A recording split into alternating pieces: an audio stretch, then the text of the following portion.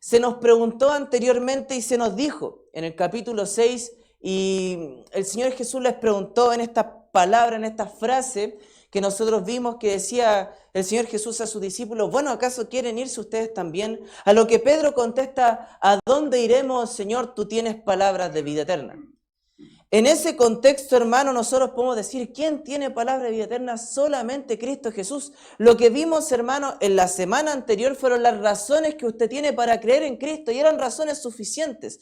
Pero el día de hoy, hermano, vamos a ver que hay otra parte de la historia, vamos a ver otro prisma más sobre las razones para creer en Cristo y ahora no solamente vamos a ver las razones, sino que vamos a ver las señales que hicieron que Cristo sea el único Mesías posible, el único en quien usted pueda depositar su confianza. No hay otro en quien depositar nuestra fe, no existe nadie más que sea digno de confianza, solamente Jesús, hermano, es suficiente. Y Jesús debe ser suficiente, hermano, en su vida, porque si Jesús no lo es, entonces nada ni nadie lo será.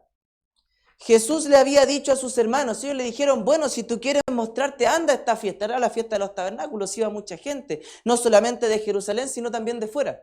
Y Jesús le dice, no, yo no voy a ir porque yo sigo otro programa. Yo sigo el plan de Dios, sigo la agenda de Dios.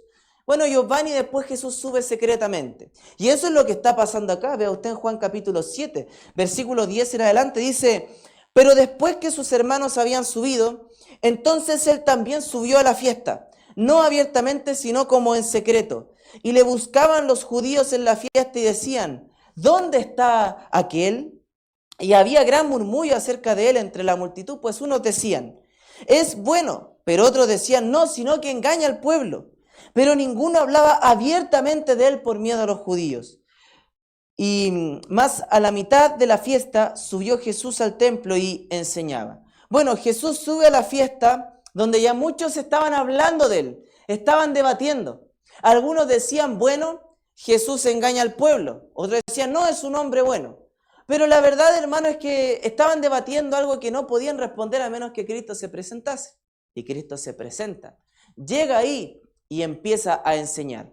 Aquí, hermano, en esta narrativa que vamos a ver hoy, hay tres grupos distintos importantes que notar entre la gente que está en la fiesta. Primero, vamos a ver más adelante, están los líderes religiosos. Los líderes acerca de la fe, fariseos, saduceos, todos ellos, sacerdotes, estaban ahí, estaban influenciando al pueblo. Otra parte, otro grupo que estaba ahí era el mismo pueblo que vivía en Jerusalén, los cuales ya tenían mucha influencia de estas personas. Y hay otro segmento de personas que eran todos los que iban a la fiesta, que eran también judíos, eran el pueblo, pero que no sabían lo que estaba pasando en el lugar. Entonces, sabiendo esto, vamos a ver por qué la conversación va de un lado hacia el otro y por qué a veces se hacen preguntas que parecen no tener sentido en base a lo que el mismo apóstol Juan, inspirado por el Espíritu Santo, va escribiendo.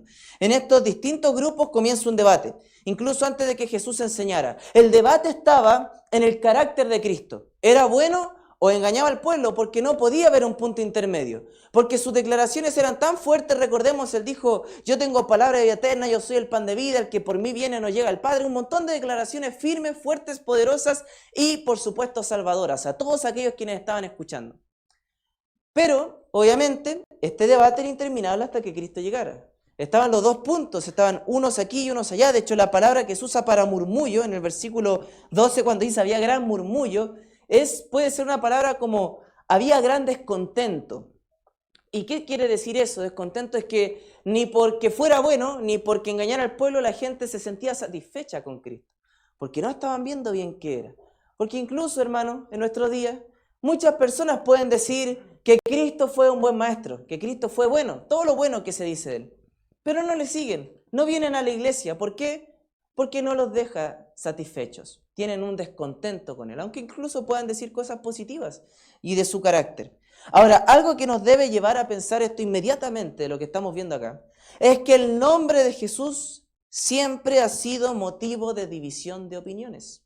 Siempre, donde quiera que se predique el nombre de Cristo, hermano, hay división de opiniones. Unos opinan que Cristo aquí, que Cristo allá, siempre va a haber. Pero usted debe tener algo bien en claro, no solamente viendo el pasaje del día de hoy, sino el pasaje de la semana pasada y todo lo que estamos viendo acerca de Jesús, que Jesús es el único camino posible que el hombre tiene para seguir. No hay otra modo de vida, no hay otra forma de salvación, si no es en Cristo. De hecho, guardando su lugar en Juan, quiero leerle un pasaje en 2 de Corintios 2, 2 de Corintios, hermano. 2 de Corintios capítulo 2, el versículo 16 dice: a estos ciertamente olor de muerte para muerte, y a aquellos olor de vida para vida. Y este pasaje, hermano, está haciendo una representación ¿de qué? De que las mismas verdades espirituales acerca de Cristo, para algunas personas son salvación, para algunas personas les fortalecen y les edifican, pero para otros serán condenatorias. Es un olor de muerte para muerte. Por lo tanto, hermano, ¿qué es lo que vamos a estar viendo nosotros? Quiero que veamos 3 cosas de por qué Jesús es el único Mesías posible, el único Mesías en el cual podemos depositar nuestra fe, y es, hermano, curiosamente, el único Mesías que cumplirá todas las cosas que el Mesías debía cumplir, que decía en la ley y en la palabra, en el Antiguo Testamento, en las profecías. Bien, lo primero, vea conmigo, hermano, el versículo 15 en adelante. ¿Qué sabemos? Jesús subió, había un debate de él, él está enseñando. Versículo 15, y se maravillaban los judíos diciendo: ¿cómo sabe este letras sin haber estudiado? Jesús les respondió y dijo: mi doctrina no es mía, sino de aquel que me envió. El que quiera hacer la voluntad de Dios, o conocerá si la doctrina de Dios, o si yo hablo por mi propia cuenta. El que habla por su propia cuenta, su propia gloria busca, pero el que busca la gloria del que le envió, este es verdadero. No hay en él injusticia. ¿No os dio Moisés la ley y ninguno de vosotros cumple la ley? ¿Por qué procuráis matarme? Bueno, como mencioné, hermano, el debate al inicio se tornó en base a quién era Cristo, su carácter. Pero ahora el debate va a ir en otra vía, la cual es el tema de su doctrina. Porque si usted se da cuenta, Jesús estaba enseñando. Pero la gente que estaba ahí se maravilla y dice: bueno, ¿cómo esta persona va a tener tan grande doctrina? ¿Cómo sabe este sin haber estudiado? Bueno, primero, hay algo que nosotros no podemos hacer, hermano. Y no podemos separar, hermano, lo que es la doctrina que una persona tiene con la práctica que uno tiene. Si uno tiene, hermano, una correcta visión de quién es Cristo, entendimiento de quién es Él, nuestra práctica va a reflejar ese conocimiento que decimos tener. Si uno de nosotros, hermano, tiene un correcto entendimiento de lo que es la iglesia, entonces nuestra práctica también va a reflejar eso. No podemos disociar ambas cosas. Y así, hermano, con todo lo que usted sabe de la palabra, si no lo aplica, es un conocimiento que se ha quedado en su mente, en algo académico, pero no en su corazón.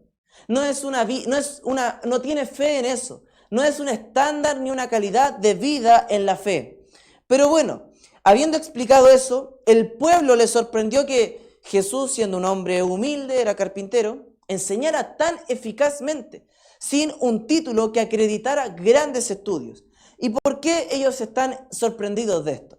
Porque en aquellos años, los rabís, los maestros, primero debían solamente ser llamados rabí cuando ellos fueran un académico ordenado. Lo que significaba que existían ciertos rabí ordenados por ellos mismos, que eran los expertos en la ley. Para uno llegar al nivel de ser un rabí, debía estudiar, seguir las normas y prácticas y expectativas de los expertos en la ley. Y solo una vez que el experto en la ley considerase que tú eras apto para ser considerado rabí, la gente te podía considerar un maestro. Después de mucho estudio, de mucho entendimiento, de comprender todas las interpretaciones mayoritariamente de lo que nosotros conocemos como el Antiguo Testamento. Entonces, ¿qué es lo que se preguntan? Este que está acá, este Jesús que está enseñando, no es un rabí. No tiene ningún experto en la ley detrás que lo acredite. ¿Cómo puede enseñar tan poderosamente? ¿De dónde salió? Es como lo que estuvieran preguntando, ¿de dónde viene este Jesús? ¿Cómo puede él hacer eso? Y por eso obviamente entendemos que los rabíes de aquel tiempo, los maestros, los fariseos, de alguna forma tuvieran tanto recelo contra Jesús. Hacía cercana las enseñanzas de la palabra. En aquellos años incluso ellos leían la Biblia en el hebreo, pero el idioma hebreo no era el popular entre los mismos judíos, era el arameo o el griego. Y ellos decían, no, la Biblia solo en este idioma, para que aquellos expertos en la ley mantuvieran este tipo de título, este tipo de elitismo, porque eso era lo que producía. Su título, su entendimiento, no le ayudaba a servir a otras personas. Era más bien un estatus, era elitismo, era simplemente un logro. Pero todo conocimiento que usted tenga, hermano, de la palabra de Dios es para servir a otros. es para enseñar a otros, para guiar a otros. Nunca debe permanecer en usted, porque si permanece en usted es infértil, es muerto. Obviamente no de que no lo apliquemos a nuestra vida, porque la misma aplicación es de bendición a otros. Pero solo saber cosas no es de mucha ayuda, hermano, sino estamos viendo a Dios en aquellas cosas. Bueno, estos hombres tenían su título, tenían grandes nombres detrás, pero por esta precisa razón de Jesús decían, ¿cómo la enseñanza de hombre puede ser tan poderosa si no tiene los títulos ni estudios que estos otros líderes religiosos sí tienen? Lo que aclaró el Señor después de esto es decir, mi doctrina, mi enseñanza no es mía, sino que viene de tiempo, es de aquel que me envió. Y ese es Dios a quien ustedes dicen adorar. Y obviamente, hermano, aquí lo que está diciendo el mismo Jesús es que la enseñanza que Él comparte es simplemente la enseñanza que Dios ha dado a través de los años. Y lo que enseña el Espíritu hoy en día es la enseñanza que Jesús dio, porque es la Trinidad trabajando para nuestro entendimiento, para ampliar nuestra mente y discernimiento. Ahora hay algo importante que mencionar de esto. Aquí el Señor dice que la decisión debe estar en uno. El versículo 17 dice, el que quiera hacer la voluntad de Dios, conocerá si la doctrina es de Dios. Lo simple, hermano, de la fe es el compromiso que usted tiene con Dios mismo. Si usted no tiene compromiso con Dios, ni quien exponga las verdades más maravillosas de la palabra con la mayor elocuencia, van a tener un efecto en su corazón. Imagínese, Jesús estaba predicando y la gente decía, bueno, estaba centrado en su carácter, en su persona, en sus estudios, en sus títulos, en su doctrina, para luego muchos creer en Él. Pero habían otros que no, ¿por qué? Porque su corazón no tenía un compromiso, hermano, para hacer lo que Dios estaba dispuesto a revelar. Y eso pasa mucho en la vida, hermano. A veces nuestro entendimiento llega hasta cierto punto. No avanzamos más en la fe, nos estancamos en la vida espiritual. ¿Por qué? Porque no tenemos un compromiso a hacer lo que Dios revela en su palabra. No se trata solo de entenderla, sino de estudiarla y aplicarla a nuestra vida. Pero seamos muy honestos. El Señor decía, mi doctrina es la doctrina de Dios. Pero siendo muy honestos, cualquier persona que enseña la palabra, mayoritariamente, dice esto, ¿no? Dice que su doctrina, la doctrina de Dios. Personas que predican verdaderas herejías reclaman tener las verdades de Dios. ¿Qué hace la diferencia de esto? ¿Qué hace la diferencia con Cristo o con cualquier maestro de la palabra? Usted hable con gente que dice conocer a Dios o que dice tener fe en Cristo y todos tienen algún maestro, alguien que les gusta escuchar y todo, y no siempre son buenos maestros de la palabra. Pero ¿qué es lo que hace la diferencia? Bueno, obedecer lo que se nos dice que hagamos. ¿Por qué razón? Tener ese compromiso, ¿por qué? Porque la palabra de Dios demuestra ser real y veraz a aquellos que sinceramente desean cumplirla. Vea lo que dice aquí, el que quiere hacer la voluntad de Dios, el que quiera hacerla, va a conocer que lo que habló Cristo era verdad y es la palabra de Dios. El Salmo 34, versículo 8 lo dice de la siguiente forma. El Salmo capítulo 34, el versículo 8 dice lo siguiente, hermano, véalo ahí en su Biblia. Dice, gustad y ved que es bueno Jehová. Dichoso el hombre que confía en Él. Entonces, si usted se pone a pensar, las enseñanzas de Cristo pueden ser, hermano, experimentadas por usted. Usted puede tener una experiencia, una comprobación empírica, hermano, de que todas las verdades de Dios son así, verdades, son reales, son veraces, a su vida son verídicas, porque cuando usted las obedece, ve los resultados que la palabra de Dios promete a aquellos que la obedecen. Va a haber fruto espiritual en su vida. Va a haber estos frutos del Espíritu si obedece la palabra. No porque quiera que estén, sino porque obedece la palabra. Va a haber un cambio en su vida, en su matrimonio, en su crianza, en su trabajo, en su disciplina. Solo si está dispuesto a obedecer las palabras de Dios. Si tiene ese compromiso por hacerlas, su vida va a cambiar, pero su vida va a seguir dando vueltas mientras no tenga el deseo de cumplirlas. Y va a ir ahí de mensaje en mensaje. Y no va a haber un cambio profundo ni en su corazón ni en su forma de pensar. Ahora, esto también hay que hacer una aclaración con esto. ¿Las palabras de Dios se comprueban y se ve que es real? Sí, también eso es cierto. Recién cantábamos, ¿no? un himno que dice, yo sé que Cristo vivo está, yo sé que Dios vivo está, dice, porque vive en mi corazón. Pero si somos honestos también, mucha gente va a decir, yo no creo en Dios. Yo no creo en Cristo. ¿Sabe por qué? Porque yo lo intenté y no funcionó. Sabemos por qué, lo acabo de decir, un poco compromiso con esa verdad que Dios está exponiendo. Pero no solo debemos quedarnos en eso, diciendo, bueno, pruébalo, y si te resulta bien, tiene que ser cierto. Porque a aquellos que no les resulta, no significa que no sea cierto lo que la palabra de Dios dice. Esto puede llevarnos a esa confusión. Porque incluso hay gente que estando en malas iglesias y con malas doctrinas dice, pero es que a mí me funciona lo que ahí escucho. Yendo más allá, hay gente, hermano, en el mundo, gente sin Cristo que dirá, pero a mí me funciona este modo de vida. Tengo un estilo de vida correcto. No necesito a Cristo. ¿Por qué necesitaría ese Salvador? Bueno, voy a citar una frase que leí esta semana de Charles Spurgeon. Y él dijo, la moralidad te puede mantener lejos de la cárcel, pero solo la palabra de Dios te va a mantener lejos del infierno. Y esa es la verdad que la gente enfrenta. Mucha gente dice, no, pero es que a mí me funciona, es que yo esto, que yo acá. Pragmatismo se llama eso. Pero la verdad, hermano, es que si no está sumergida la persona en la palabra de Dios y con una confianza en la palabra, su destino no será peor del peor pecador que se pueda imaginar. Porque todos estarán condenados. Por supuesto, hermano, la afirmación de nuestro Señor no está hablando solo de probar y ver, sino está hablando de una confirmación más profunda. Nos está sugiriendo que los principios de la palabra están sujetos a la experiencia del hombre para confirmar su veracidad, sino está hablando de una profunda consagración personal de la persona a la verdad para ver no solamente su veracidad, sino también sus beneficios, ver también los cambios que Dios puede producir. Los judíos ¿en qué confiaban? En su educación y en las autoridades para recibir doctrina, pero Jesús insistía en que cada individuo puede experimentar el poder y la autoridad de la palabra de Dios personalmente. Solamente creyendo y confiando en ella. Hermano, usted tiene poder en la palabra, no solamente cuando viene acá a la iglesia y escucha los mensajes de los hermanos que reflexionan antes de la ofrenda, aquí, hermano, en el púlpito, sino que usted puede experimentarla volviendo a su casa, abriéndola, diciendo, Señor, háblame, también como cantábamos hace un ratito. Señor, háblame, muéstrame tu verdad, muéstrame lo que aquí hay para mi vida. Ayúdame, Señor, guíame, exhórtame. Y a algunos pudiéramos decir, evalúame, examíname aquí en la palabra. Pero no lo va a lograr lejos de la palabra, hermano. No lo va a lograr lejos de la Biblia. No lo va a lograr incluso, hermano, lejos de la iglesia, donde la palabra de Dios es expuesta.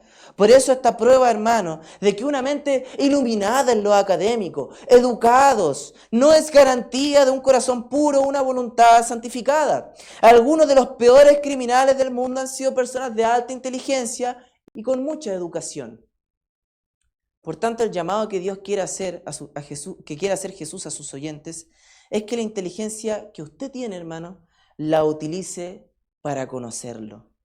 Porque si realmente usted busca la voluntad de Dios, entonces nos ocuparemos en que Él reciba la gloria. Algo que también siempre me gusta del evangelismo, hermano, los días sábados que tenemos al mes, es que puedo conversar con personas que no son creyentes, porque mi contexto, hermano, es muy creyente, obviamente. Pero conversando de repente, cuando ya estábamos por volver, se me acerca una persona de edad, quizás de unos 70, 80 años, y me dice, ¿sabes qué? Yo te voy a decir algo. Yo soy ateo. Yo entendí Mateo, yo le dije, yo soy Fabián. No, después entendí. Fome la talla. Traje peores, pero esa ya está bien. Él me dijo, yo soy ateo. Y yo le dije, bien, me parece excelente, pero cuénteme, ¿por qué es ateo? Yo creo que quiere que yo sepa por qué lo es. Y me empieza a explicar, no, porque yo creo en la ciencia, y la ciencia anula a Dios. Dije, ¿en serio? Yo le dije, veamos unos ejemplos. ¿Usted sabe quién es Luis Pastor? Me dijo, sí. ¿Sabe que Luis Pastor, científico, es conocido por el proceso de pastorización para todo lo que nosotros sabemos? Y de repente yo le digo, ¿sabe qué dijo él? En su vida, siendo un científico prominente, que usted sabe quién es, dijo, el hombre tiene un vacío en su corazón, el cual se llena solamente con Dios. Y era un científico. Él me dijo, no, todos los científicos son ateos. Yo le dije, mentira. Luego le dije, ¿sabe qué dijo Newton? También creyente. ¿Sabe cómo se inspiró Copérnico para la teoría heliocéntrica? Sería interesante que lo busque. Y después él me dijo, no, pero empezó a cambiar. Y me dijo, ¿tú crees que Dios quién es? ¿Qué hizo Dios? Yo le dije, bueno, Dios es soberano, el creador de todo. Y me dijo, ¿tú crees que Dios creó todo? Y yo le dije, sí. Y yo le dije, ¿en qué cree usted? Y me dijo, la teoría del Big Bang. Y yo le dije, ¿usted cree que la teoría del Big Bang es ciencia? Él me dijo, sí. Y yo le dije, ¿sabe cuál es la probabilidad de que haya existido el Big Bang? De un 10 elevado a la 36ª. O sea, de un 0 usted pone 36 ceros y un 1. Y esa es la probabilidad que haya existido el Big Bang. Comprobada, por eso es teoría. Y yo luego le dije, dígame, ¿eso es muy científico que digamos? Y de nuevo cambié el tema. El punto, hermano, simple de esta conversación que tuve con esta persona es lo que mucha gente cree. Que ser académico, que saber mucho, anula la fe que usted puede tener en Dios. Y a veces tenemos miedo a esas preguntas. Pero la verdad, hermano, es que la fe no se anula con la ciencia, no se anula con el conocimiento, se alimenta del conocimiento. El Señor Jesús dice con su intelecto, con la sabiduría que yo les he dado, con la mente, comprueben que lo que yo digo es verdad. Y el mundo inconverso está siendo engañado de eso. Porque quizás, y solo quizás, hermano, los cristianos no estamos tan preparados. Y deberíamos estarlo. Usted debería estarlo. Para poder responder a las dudas que el mundo tiene. A las personas y poder explicar el Evangelio de una manera correcta. De una manera profunda. Por eso, hermano, algo que nos muestra acá el Señor es que dice que aquel que habla en el versículo 18, y esto es lo que quiero llegar, de su propia cuenta, su propia gloria busca. Y el hombre con su intelecto, ¿qué busca? Su gloria. Yo sé más, yo soy aquí, yo soy allá, pero dice con tu intelecto, tú búscame, búscame. Y aquel que, hermano, cuando habla de Cristo, cuando busca a Cristo, entrona a Cristo y se hace él pequeño, es alguien bienaventurado, es alguien feliz, es alguien que ha descubierto el secreto de la vida. El origen de muchas sectas, de muchas divisiones en las iglesias es así. Alguien inventa una doctrina, se atribuye el crédito, la usa para dividir el pueblo del Señor. Y en este pasaje vemos que el espíritu de enaltecerse, como confronta aquí el Señor Jesús a los líderes, por supuesto con esta palabra, aquellos que le estaban rechazando, es que aquel que habla por su cuenta y busca atraer a la gente hacia sí, bueno, lo tendrá, pero no está buscando la gloria de Dios. Porque un verdadero creyente se goza, un verdadero hijo de Dios se goza en que Dios y Cristo y el Espíritu Santo se lleven la gloria por el trabajo que hacen en nuestra propia vida, por su amor, por salvarnos, por su amor, por enseñarnos, por su amor en transformar nuestra vida, alma, mente y corazón. Pero no lo lograremos, hermano, si estamos lejos del Señor. Jesús es el único que puede enseñarnos estas cosas. Vaya y busque las enseñanzas de Cristo. Vaya y busque las enseñanzas de Dios en su palabra. Sumérjase en la Biblia, léala, apréndala, memorícela, porque solo ahí, hermano, va a encontrar al Mesías verdadero. Va a encontrar al verdadero Cristo. Una segunda cosa que quiero compartirle, hermano, por si acaso la primera era la más larga, ¿ya? El segundo punto que quiero compartirle es que ellos juzgaron mal a Cristo. Juzgaron mal sus milagros. Aquí, hermano, yo puse otra cosa, obviamente el punto dice juzgaron mal, pero aquí en mi bosquejo puse juzgaron arbitrariamente. Porque ¿qué pasó, hermano? Jesús había anunciado, dice en el versículo 19, que le procuraban matar, y eso era cierto. Pero en el versículo 20, mire, lea conmigo ahí en su Biblia, dice, respondió la multitud y dijo, demonio tienes, ¿quién procura matarte? Porque este grupo que responde es el grupo que venía de fuera, que no sabía lo que estaba pasando, no habían visto SQP. Le dije que habían peores bromas que la que di anteriormente. Jesús respondió y les dijo, una obra hice, y todos os maravilláis. Por cierto, Moisés os dio la circuncisión, no porque sea de Moisés, sino de los padres. Y en el día de reposo circuncidáis al hombre. Si recibe el hombre la circuncisión en el día de reposo, para que la ley de Moisés no sea quebrantada, ¿os enojáis conmigo porque en el día de reposo sané completamente un hombre? No juzguéis según las apariencias, sino juzgad con justo juicio. Jesús había anunciado inteligentemente que querían matarle por haber sanado un hombre en el día de reposo. Pero el Señor Jesús va más allá. Él dice, quizás sí, yo quebranté el día de reposo, según sus normas. Pero ustedes no hacen otra cosa también que quebrantarlo. Porque los judíos que estaban ahí criticando al Señor, que querían matarle, ellos si tenían que circuncidar a un varón el día de reposo, lo hacían. Entonces, ¿por qué no podía sanar él a un hombre en el día sábado? ¿Por qué procuraban matarle? Obviamente los visitantes no tenían idea. Pero la respuesta contenía una acusación de que Cristo tenía un demonio, y eso también ya lo habíamos visto antes.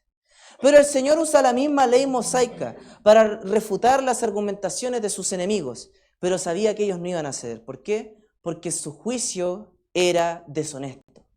Su juicio era arbitrario. Evaluaba las cosas a la luz del examen superficial de los hechos. De hechos que ellos obviamente creían interpretarlos de manera correcta.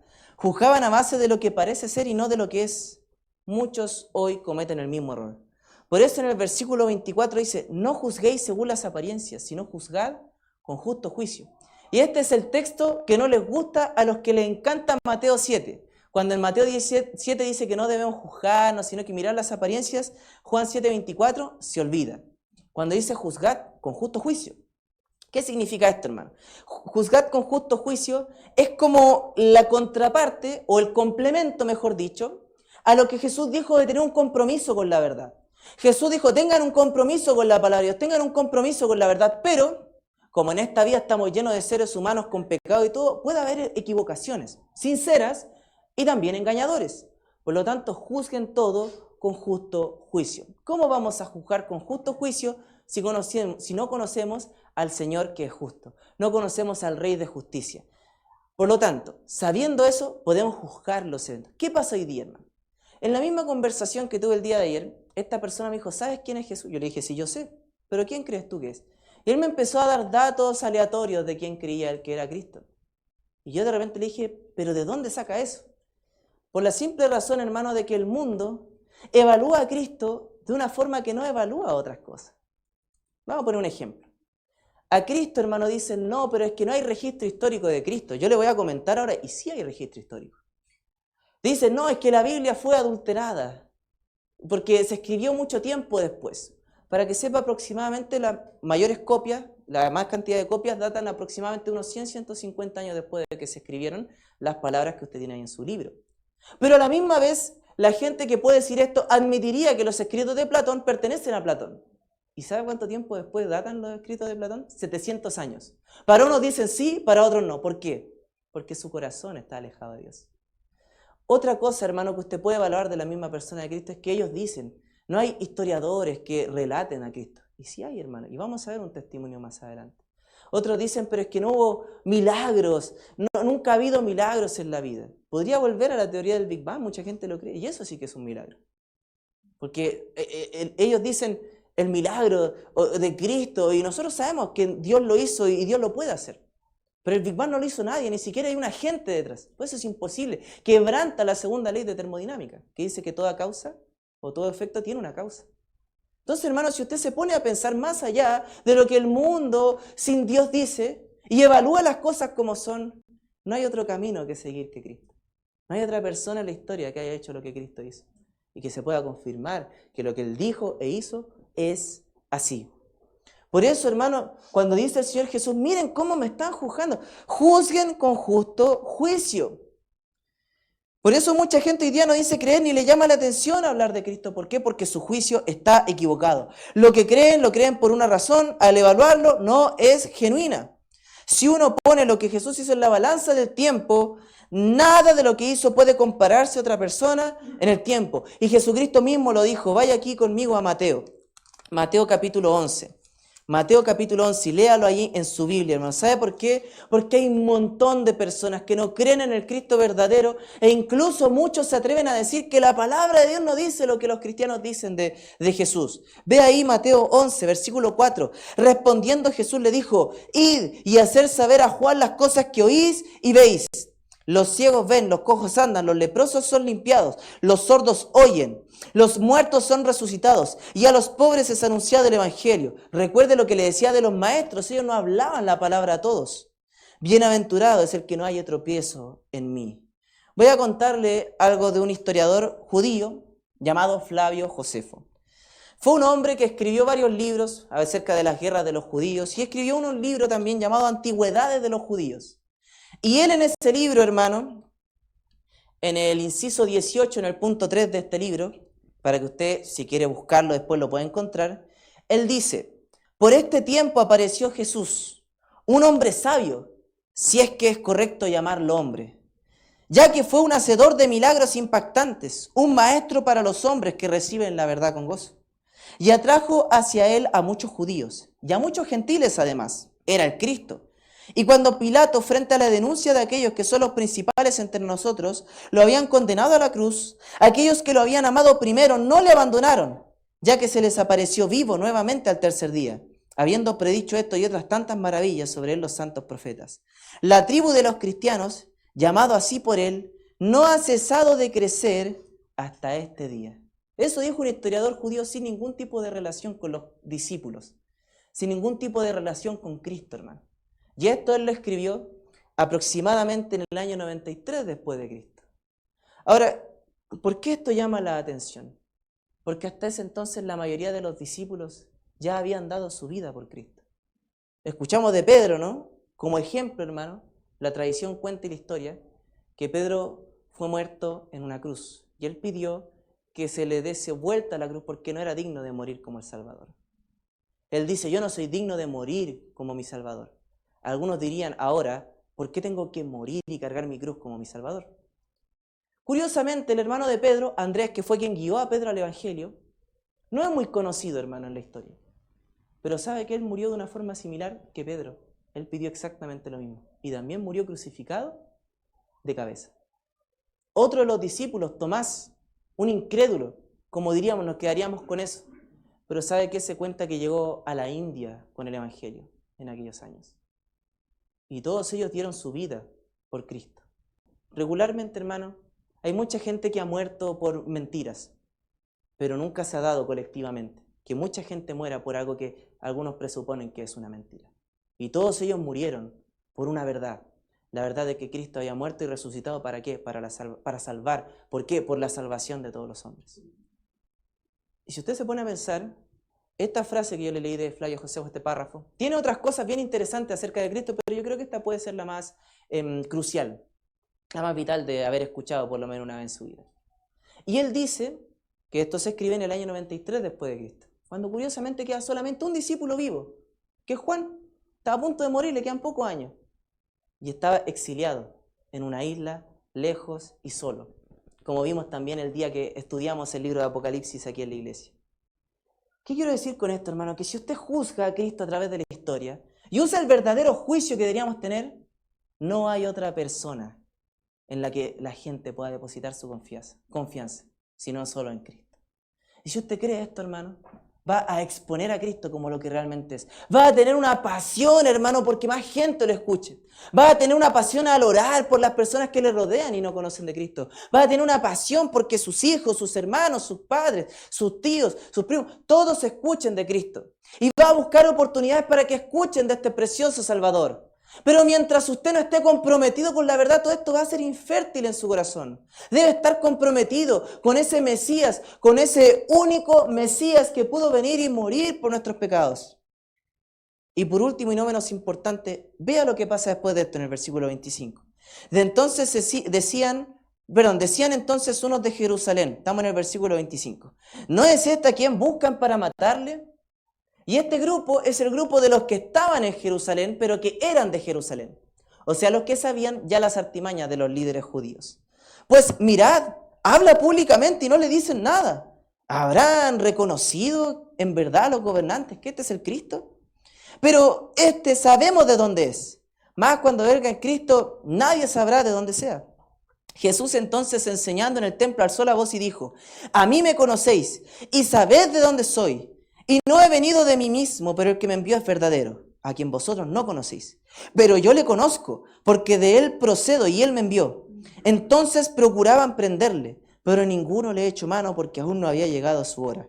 Y luego vamos a terminar con el versículo 31. Pero aquí, hermano, los residentes de Jerusalén entran en la conversación, sabían que querían matar a Jesús y se asombran de que él estuviera enseñando abiertamente, sin oposición. Ellos dijeron, bueno, tal vez ahora creen en Cristo. Eso puede ser lo que está pasando. Pero no era lo que estaba pasando. En realidad, ¿por qué no estaban adorándole y conduciendo a otros a que le adoraran? Por la simple razón de que tenían cierto temor. Y también por lo que nos dice el versículo 30, no había llegado su hora. Ahora, la respuesta de ellos es un silogismo simple, o sea, dos enunciados que nos dan un tercero. Ellos dijeron, nadie sabe de dónde viene el Cristo.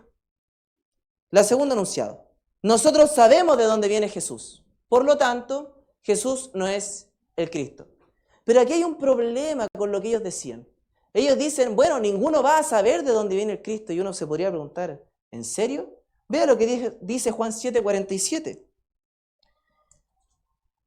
Perdón, Juan 7:42, lo anoté mal. Otros decían, en el versículo 41, este es el Cristo, pero algunos decían, ¿de Galilea de venir el Cristo? 42. ¿No dice la Escritura que del linaje de David y de la aldea de Belén, de donde era David, ha de venir el Cristo? Yo no sé, pero ¿qué? ¿No era que no se sabía de dónde viene el Cristo? Después dice, tienen que venir de Belén de Judea. ¿Por qué pasa esto con Cristo? Punto anterior, lo estaban juzgando mal, arbitrariamente. No estaban viendo las evidencias, pero más bien no las estaban viendo porque no querían verlas, por el poco compromiso con una vez recibiendo la verdad, aplicarla y creerla. Fíjese, hermano, que en este punto el Señor alza la voz. Aquí habla con todos, antes estaba respondiendo a algunos. Dice, si ustedes piensan que me conocen y que saben de dónde vengo, en realidad no lo saben. Explicó por qué no le conocían. No conocían a Dios Padre. Era serio lanzar esta acusación contra judíos ortodoxos, conservadores, como quienes le querían matar. Porque ellos obviamente tenían un orgullo. Se enorgullecían de conocer a Dios. Y Cristo está ahí para decirles que no lo conoce. Pero Jesús inteligente afirmó que no solo conocía al Padre, sino que el Padre lo había enviado. Eso significaba que Él era Dios y era el Mesías. No nació simplemente en este mundo como cualquier otro ser humano. Nadie tendrá nunca el nacimiento que tuvo el Señor Jesús. Por lo tanto, Él existía antes incluso de venir a esta tierra. Él estaba afirmando eternidad y preexistencia. Cosas que ellos sabían solamente estaban ligadas al Señor. Y este tercer punto sobre por qué Jesús es tan único es, hermano, porque en Jesús se cumplen todas las profecías del origen del Mesías. Y si usted quiere saber esto, yo le voy a mencionar 3 profecías que también van a aparecer aquí en pantalla para que sea más fácil, hermano, su estudio. La primera de ellas está en Isaías capítulo 7. Isaías capítulo 7, profecía dicha aproximadamente unos 700 años antes de que Cristo naciese. Pero en Isaías capítulo 7, el versículo 14 dice, por tanto el Señor mismo os dará señal. He aquí que la Virgen concebirá y dará a luz un hijo y llamará su nombre Emmanuel. Luego, hermano, lo que vemos en Mateo 1:18, según lo que nos dice la palabra, en Mateo capítulo 1, y Mateo lo voy a usar para hablar de estas profecías, también Lucas y Juan hablan de ellas, pero Mateo 1:18 dice, el nacimiento de Jesucristo fue así, estando desposada María, su madre con José, antes que se juntasen, se halló que había concebido del Espíritu Santo. O sea que ellos estaban en un proceso como quizá lo identificaríamos del noviazgo, donde ellos aún no vivían juntos, no tenían relaciones sexuales, personales e íntimas en el matrimonio, pero ante la ley ya estaban casados. Y dice que esa virgen concibió y dio a luz a Jesús. Una profecía cumplida por Cristo. Veamos otra profecía. Vamos al libro de Miqueas capítulo 5. Miqueas capítulo 5. Si no, también va a aparecer de seguro ahí en pantalla. El libro de Miqueas capítulo 5, el versículo 2. Miqueas 5:2 dice lo siguiente. Pero tú, Belén Efrata, pequeña para estar entre las familias de Judá, de ti me saldrá el que será Señor en Israel. Y sus salidas son desde el principio, desde los días de la eternidad. Aquí tenemos una profecía de que el Mesías iba a nacer en Belén, de que el Mesías iba a nacer en esa ciudad de Judá. Y según Mateo capítulo 2, versículo 1, contemple usted en dónde nace el Señor Jesús. Mateo capítulo 2, el versículo 1. Dice aquí la palabra del Señor, cuando Jesús nació en Belén de Judea. Veamos una última profecía, la que yo considero una muy interesante, pero que a veces pasa por alto. Vamos al libro de Oseas. El libro de Oseas, hermano, que está después del libro de Daniel, dice en Oseas capítulo 11, el versículo 1. Cuando Israel era muchacho, yo lo amé, y de Egipto llamé a mi hijo. Esta profecía puede parecer quizás poco interesante, poco llamativa, poco referente al Mesías. Pero hay algo en la vida de Cristo que tiene que cumplirse con esto. Y eso está también en Mateo capítulo 12, hermano. En Mateo capítulo 12, el versículo 13 en adelante dice, después que partieron ellos, he aquí un ángel del Señor apareció en Señor José. ¿Quién partió? Los reyes magos, o los magos, mejor dicho. Y permanece allá, dice, levántate, dice el ángel en sueños a José, levántate y toma al niño y a su madre, y huye a Egipto y permanece allá hasta que yo te diga, porque acontecerá que Herodes buscará al niño para matarlo. Y él, despertando, tomó de noche al niño y a su madre, y se fue a Egipto, y estuvo allá hasta la muerte de Herodes para que se cumpliese lo que dijo el Señor por medio del profeta, cuando dijo, de Egipto llamé a mi hijo. Lo que usted puede ver, hermano, bueno, los profetas Isaías, Miqueas, Oseas y Amós son contemporáneos, todos estuvieron en el mismo tiempo. Llamativamente, digo llamativamente porque obviamente es providencialmente de Dios, 3 de ellos, como los que vimos, tienen una profecía referente al nacimiento de Cristo. Parece que fue un mismo periodo donde Dios inspiró estas profecías. Quizás eso no se nota porque los libros no están secuencialmente en nuestra escritura, pero eran todos contemporáneos y empezaron a profetizar del tiempo de Cristo y su nacimiento. Si usted se da cuenta, nadie puede cumplir estas profecías que cumplió Cristo. Ninguna persona podrá cumplirlas. De hecho, hasta el día de hoy, ¿sabe cuál es un problema? Que los judíos, luego de la destrucción del templo en el 70 después de Cristo, perdieron todo registro de genealogía. Los judíos hoy día no tienen idea a qué tribu pertenece cada uno, aunque ellos lo digan. No saben. Por lo tanto, si se levantara un Mesías, un judío, y se va a levantar como dice, una abominación desoladora, este anticristo que muchos conocen, no va a haber forma de comprobar de dónde viene. Y eso va a hacer más fácil su aparición, precisamente. Entonces, hermano, nadie va a poder cumplir lo que Cristo cumplió cuando vino a esta vida. Jesús es el único Mesías posible de toda la historia que existió. Y usted hace bien en creer en Él y predicarle con poder y autoridad.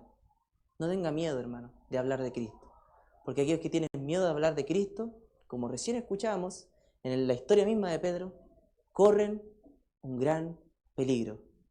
Pero aquellos que con fuerza, hermano, hablan de Cristo, quizás pierdan su vida como los discípulos. Quizás entreguen todo lo que tenían. Pero serán más bienaventurados en el cielo que muchos llamados cristianos hoy en día. Pregúntese qué tenían o qué no tenían los discípulos que usted tiene. Los discípulos no tenían grandes títulos, como quizás usted lo tiene, de lo que a veces hasta nos enorgullecemos.